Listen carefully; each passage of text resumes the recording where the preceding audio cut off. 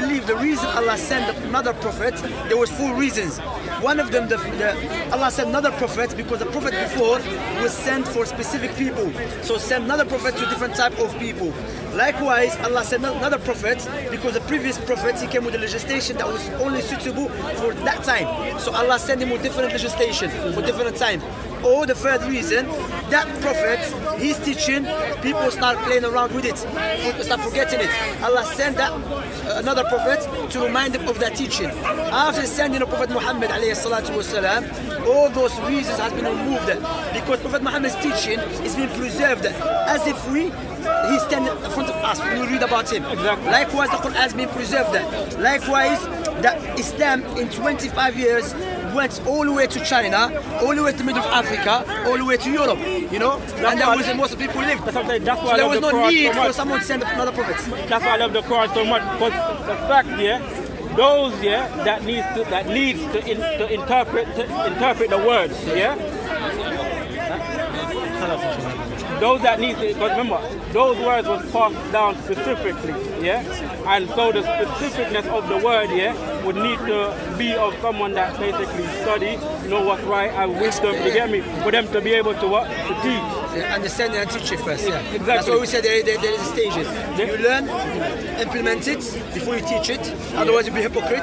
You're teaching people something you don't implement. You see what I'm saying? So that's why we say al-ilmu qabla al-qawli wal-amali. Knowledge precedes the action and speech. Allah said, فَعَلَمْ أَنَّهُ لَا إِلَهَ إِلَّا اللَّهِ. Acknowledge that there is no one worthy of worship except Allah. So knowledge, then what you do, al-ilm, then what?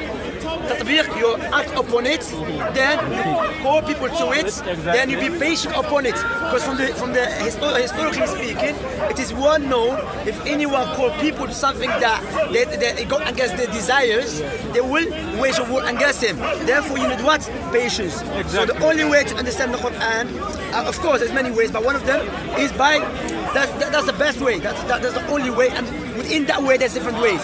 By going back to Prophet Muhammad ﷺ, because Allah sent the Quran, that O Muhammad, we send down the dhikr, the Quran to you, in order, the sunnah here, the sunnah to you, in order to explain to the people what it has been sent down to them. And to be honest, there is no book on the earth that give you clarification in detail like the Quran. Like for example, Jesus never taught us how to understand the Bible. Or the New Testament. Rather, Jesus' time, the New Testament never existed. Let alone he will tell you how to understand it. And that's why I love the Quran so much. Alhamdulillah, that's good. This is why for me, I have to say what I love, not what I hate. You get me? Because there's no hate there already. You just say so what I love. So that's what I learned. Alright, so there's a verse I'm trying to find it. And what is it, the Bible or the Quran? The Quran. And Prophet Muhammad, when Prophet Muhammad was saying, like as present, he was saying that his own people, would try to make the Quran non-account. So it's invalidated. So I'm trying to say, so his own people, like you said, without the understanding, like just like how you said, without all of that, they would just come, like you see, I was saying, I had a little anger here because my brother wasn't telling me the whole of it. You get me? They were telling me part of it. After you study now, you learn. Alhamdulillah. You get me? But what we say, there's something which is like I know, like you said, the Haile Selassie, the Tabak Gordon, that he was like but what I'm saying, but what we say, but even if that part we will disagree with it. But I'm saying even Allah subhanahu wa ta'ala did not favor Bani Israel mainly because they were Bani Israel. I agree with that. Allah favored them as Musa mentioned the Quran to them. Or Bani Israel, or the Israelites. Remember Allah's favor. What is it? Right. He made from you prophets and the kings. So I'm saying, and He bestowed many favors upon them. But what is the condition? Is to stick to His teaching. So I'm saying, that's why Islamically speaking, that your skin color, your blood lineage doesn't help you. Prophet Muhammad said, if your good deeds will not help you, your lineage will not help you in the first place. Likewise, Allah said, "Inna akramakum indallahi atqakum." The most honorable person in the sight of Allah, the one that has righteousness, piety. Likewise, Allah subhanahu wa ta'ala mentioned that always when Allah said about those who enter paradise, those who believed and do righteous deeds. Because there's something which is Hebrew Israelites do not. Do you know about Hebrew Hebrew Israelites. Yeah, Hebrew Israelites always, we are the favored one. Yeah, no, white man is the devil. I don't like that. I don't like that. I mean, that's what. So my point here, look. That's so to cut you, my brother. My point here is that okay, you are saying the white man is the devil, not you. The Hebrew Israelites. The way they say. That's what they say. White man is the devil. So I say why? Because they're white. But who created them in the first place as white? It's God. Okay. So therefore God created them white and is going to punish them because of skin color. That is unjust. That's why Allah subhanahu wa ta'ala will not judge us because of our skin color. Rather Allah will judge us over something that we are able to control. And which is our deeds. And again, I'm going to say again, I'm going to say, and this is why I love the Quran so much, because again, at the time of Prophet Muhammad sallallahu, and this is the verse, he narrated the Quran, he narrated the Quran to the children of Israel. So like I say, those that may not study to understand that okay, wherever the Creator guides you in correctness, in rightness, because what you're wearing is right. That's pure, isn't it? That's how it's supposed to be. You get me? And that's why again, where goodness is mostly, you get me, there would be a little confliction because people would want to try to hate on it. You get what I'm saying? So, but like that's the sunnah of Allah subhanahu wa ta'ala. That's how Allah created the creation based upon His wisdom and His justice. And that's why I love the Quran so much, because the Creator He put order on the earth. That's what I was telling you. You get me? Allah subhanahu wa ta'ala, rightness and everything. Like look to Islam, Islam teach you purification of the heart, likewise of the body. Islamically speaking. Now, of course, everyone knows that we pray 5 times a day, and you have to make ablution, meaning you have to wash yourself. You see what I'm saying? And of course, that is what's purification of outside, but that is not enough with the Creator. Rather, you need the purification of inside, which is to leave off worshipping idols, worshipping money, worshipping other than that, and you turn away to the Creator who created the heavens and the earth. Because what we have to understand, especially in our society, we are so busy with this world, with dunya, which we say this world, with money, rent, gas bill, ratata, this and that. Next minute you're in the grave. Understand? No one will help you. You know what I mean? People say that's our last destiny. No, that's what you're wishing. That's what you're wishing. And again, every time I speak about the Quran, I have to say this. That's why I love the Quran so much. That's why Allah talks about establishing worship. You have to establish a place of worship.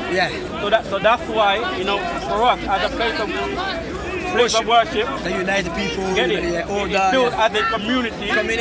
With what is correct. Like I say, the order is correct. And this is what I come to say as one that's speaking the truth. You get me? You have to follow. And remember the time when I was speaking with you about the Christian, and they were saying that about Isaiah. Was it Isaiah? Isaiah, and they were ignoring it. They were ignoring it. Isaiah 42 is a powerful prophecy. Like I said, I studied for the purpose of finding direction. Of course. And it shows definitely that again the Prophet Muhammad will come out from there. That prophecy does not fit no one except Prophet Muhammad. Exactly. Without any doubt, and I say that's what makes me love the Quran so much more. You get me? Because it directs me to where I want to go. Of course, the Quran, Allah subhanahu wa ta'ala said, إِنَّ هَذَا الْقُرْآنِ يَهْدِي لِلَّتِي هِيَ أَقْوَمُ. That this Quran guides to the aqwam, aqwam, to the straight path. Aqwam means straight, right path. Understand? That's the Quran. That's why, the Quran even teach you how to deal with everything. Likewise, prophetic tradition, how to deal with your Creator, how to deal with the creation, how to deal with the environment, how to deal with everything, with your parents. Quran teach you that if your parents become very old, don't put them in old people's houses. Rather, look after them. And if they become old, you become very soft toward them. Don't become harsh because they're old. So so that's Quran teach you. Likewise, Quran teach you what? About what? About to look after the environment. Of course, there's some in the Quran. I don't want to be like people in the Quran. There is verse about fighting. You know what I mean? And I agree. If someone tries to fight me, I agree. Yes, of course. Like now, if any country tries to attack Britain, British, they would do what? Attack it. Britain now, no one's attacking it, they're going to attack people. And you see what? Like Tommy Robinson doesn't speak about it. We're speaking about Prophet Muhammad, what he did 1,400 years ago. Hypocrisy. Let me show you why I love the Quran so much. There is a verse that talks about it. It's like, for instance, you see someone's doing wrong, obviously doing wrong against your mother, your father, your ancestors, and you stand there and not do nothing. No, give him the other trick. Yourself. Nah. You're sinning on yourself. Let's say give him the other trick. Because it says you're supposed, in everything, with normal morality, you're supposed to fight someone that does wrong. Of course, but fighting, what we say, sometimes could be Or spiritual.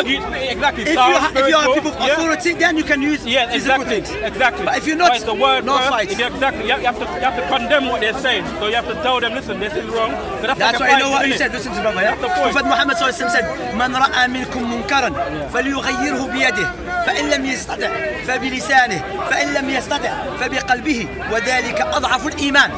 The meaning of the hadith Muslim said, whoever sees among you an evil thing, let him change it with his hands.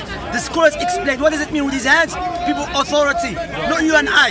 Like now, if you see someone robbing a house, you can't go smacking him. No, that's for the people of authority to go arrest him. Of course, we can help. Likewise, we can change with our tongue. By what? We see someone insulting an innocent person or anyone, you can stop what you're doing. You see? If you cannot do that, you're very weak. Then hate with your heart, and that is the lowest of iman. I know that's what you're saying. Just like people come here today and they debate. That's a form of fighting. Without fists. Intellectual fighting. Intellectual fighting. That is what I'm talking about. When that's the best way. That's what Allah subhanahu wa ta'ala said. وَجَادِلْهُمْ بِالَّتِي أَحْسَنَ. And debate with them with the best way. Ibn Hazm al-Zahiri, may Allah have mercy upon him, by the way, is one Muslim scholars. He's one known, he was from Spain, like nearly 1,000 years ago he was around here. And he mentioned, he said, rather debating and giving da'wah is more stronger than fighting with the sword. Ibn al-Qayyim, another scholar, he said, because fighting with the sword, everyone can do it. But intellectual fighting, no, very rare people can do it. And just to bring back to the before we close, just to bring back to the because I know. We're doing da'wah table up there. Just the point that that the camera is gathering around and talking to Shamsi, that, like I say, it's my pleasure to talk to you. It's a pleasure to talk to you, man. When I was growing up, like I had a lot of Muslim brothers around me in college and those things, and I took my shahada back then, But like with me, like I wanted to always understand my family and study and give that connection regarding the Quran to my family. Where are you from, by the way? I'm from Jamaica. Yeah? So his brother's from Jamaica. His brother here, aqim. Alhamdulillah.